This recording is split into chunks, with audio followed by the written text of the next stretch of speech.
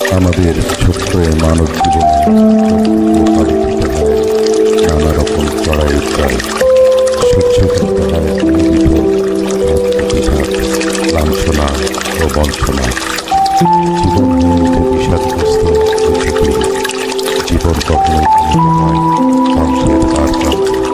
এখান থেকেই ঘুরে দাঁড়াবার সাহস যোগাতে ইন্সপিরেশন টক চ্যানেলটি, যেখানে থাকছে অনেক প্রেরণাদায়ক অনেক কিছু। জীবন বদলে যাবে আপনারও। মনে রাখবে, জীবন মানে যুদ্ধ, এই যুদ্ধে জিততেই হবে। অনেকেই পেরেছেন, আপনি পারবেন।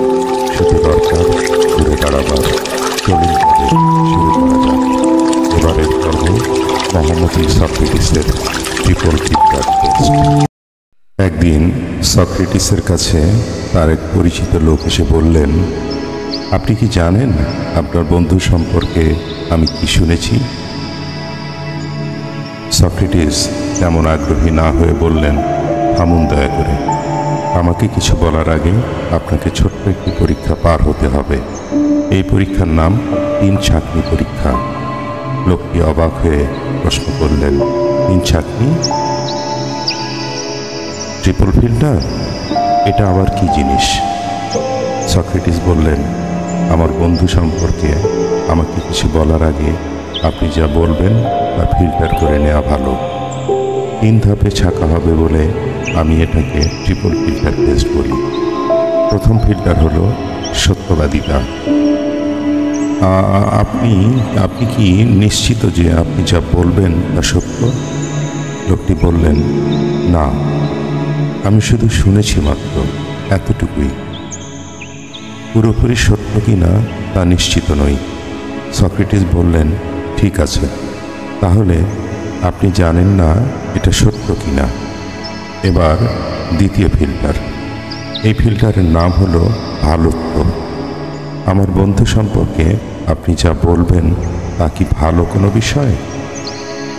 লোকটি একটু আমতা আমতা করে বললেন, না না, মানে ঠিক ভালো নয়, বরং খারাপ কিছু। সক্রেটিস বললেন, তার মানে আপনি আমার বন্ধু সম্পর্কে এমন একটা খারাপ কথা বলতে এসেছেন যা আদৌ সত্য কিনা সে ব্যাপারে আপনি নিশ্চিত নন। আচ্ছা, আপনি হয়তো এখনও পরীক্ষায় পাশ করতে পারবেন, কারণ 3 নম্বর ফিল্টার এখনও বাকি আছে। এটা হলো উপকারিতা। আমার বন্ধু সম্পর্কে আপনি যা বলবেন তা কি আমার বা আপনার কোনো উপকারে লাগবে? লোকটি বলল, না, মানে সেরকমও ঠিক না।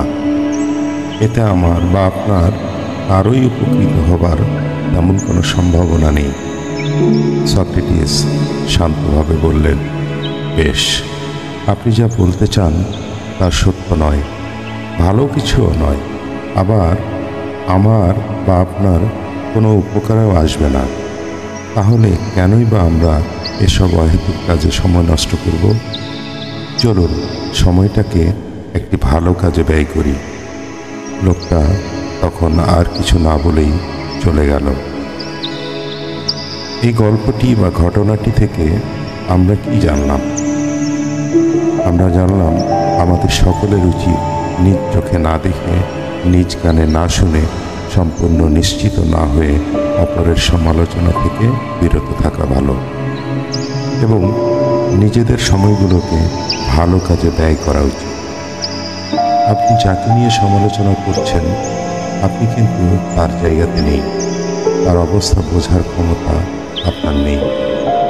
সে যদি খারাপ থাকে, আপনি আপনার দায়িত্বে তার জন্য ভালো কিছু যখন করতেই পারেন না, তখন তাকে নিয়ে সমালোচনাও করবেন না, তথা তাকে নিয়ে সমালোচনা করার অধিকারও আপনার নেই।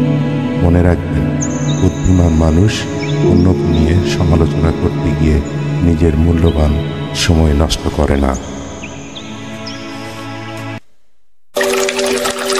ইন্সপিরেশন